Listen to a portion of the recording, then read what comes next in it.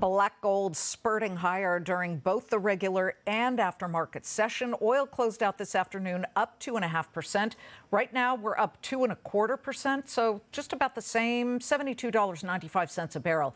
The Monday move follows 3 straight weekly declines, the longest losing streak since November. The rebound, of course, today and Friday, driven in part by, you could say, receding recession fears, thanks to that robust April jobs report. But if you look at gasoline, RBOB wholesale, right, it is up 3% right now.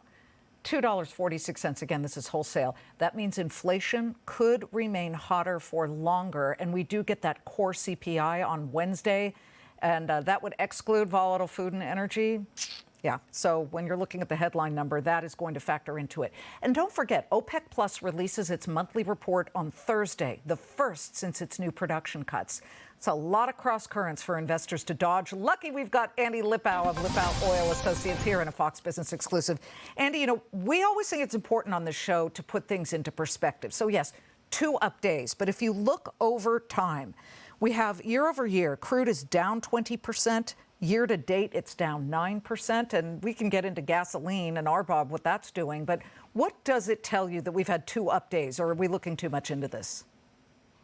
Well, I think you're right. There are a lot of cross currents in the oil market, and the last 2 days are really not reflective of what we've seen over the last 6 weeks. If we look back to the end of March, what's happened since then, the oil market is acting like we're in a recession. We've had 450,000 barrels a day of Kurdish oil taken off the market. And then in early April, OPEC Plus comes with a surprise 1.16 million barrels a day cut, along with the Russians, who have announced that they're cutting production by 500,000 barrels a day through the end of the year. And you mix on top of that, the U.S. is seizing Iranian oil on the water, and the Iranians are seizing oil destined for the United States that's on the water. And the market is still down below where it was on March 31st. Exactly. So I'm glad we put that into perspective. As an investment, if you look at some of the integrated oils or the refiners, the drillers, you can see that they haven't done exactly as well as some people would have anticipated. And we know last year was an outlier. It was just an incredible year. But some of these names, I mean, you could argue that PBF Energy, Marathon, Phillips, we've got them on the screen, Valero, they've had some really interesting moves. Chevron's down 10%. Year to date, Halliburton down 22%, Valero down 13%, and the list goes on. So when do you start buying these, if not now?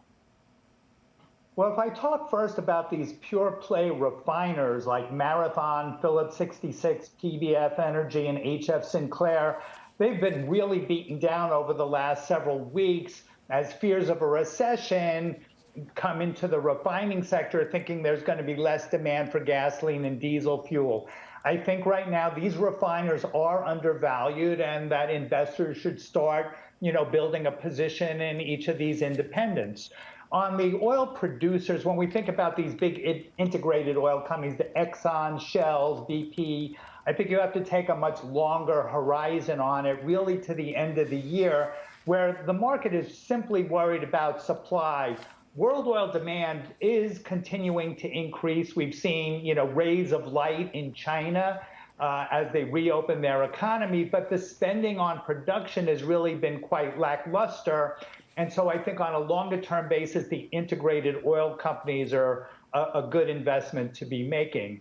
When we do think about Occidental has rallied quite a bit over the last year or so with higher oil prices, but when Warren Buffett came out and said that they're not going to take a controlling interest in the company, the stock sold off. Yep. And speaking of Warren Buffett, very interesting here. It's sold off. It's down 2.7%. But over the weekend, Warren Buffett used his 70-plus company conglomerate of Berkshire Hathaway to make a declaration about where he sees the economy going in the short term. And specifically, he said that the feedback we get is that I would say our business, a majority of our businesses, will actually report lower earnings this year than last year. In the last 6 months or so of various times, the businesses have left the incredible period. It was an extraordinary period, and that period has ended. And then Charlie Munger chimed in He put it a little more bluntly. He said, get used to making less. That's so Charlie. That means a recession to me. Whether it's shallow, we can argue that. But how would that play into oil? Because people use less oil during economic slowdowns. Well, certainly a recession is very bearish for oil prices, and we've seen that happen in the past during 2008, 2009, as well as back in 2014 and 2015, when oil prices in both of those years tumbled to below $40 a barrel. So it is quite concerning.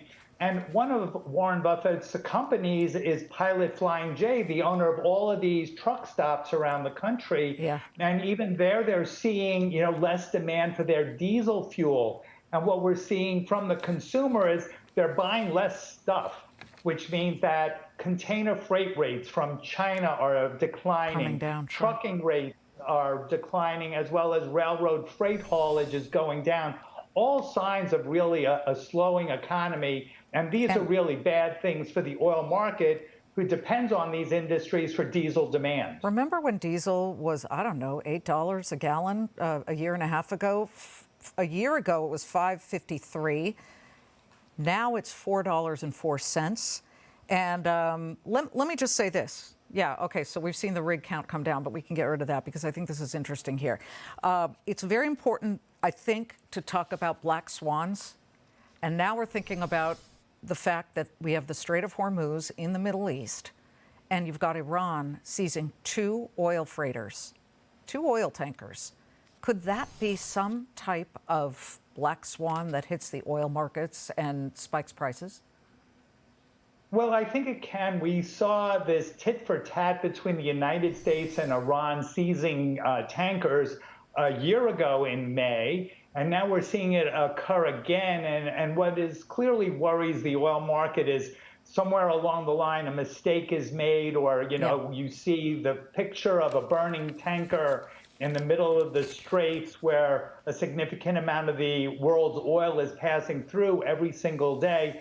So it is really quite a concern that tensions continue to ratchet up between the United States and Iran, who are also aligning themselves with Russia, as far as, being really against the United States. Andy, there's always something to talk about with the oil markets, isn't there? But for the moment, it's great for the consumer. Thank you so much for tuning in. Thanks for having me. Andy Lipow.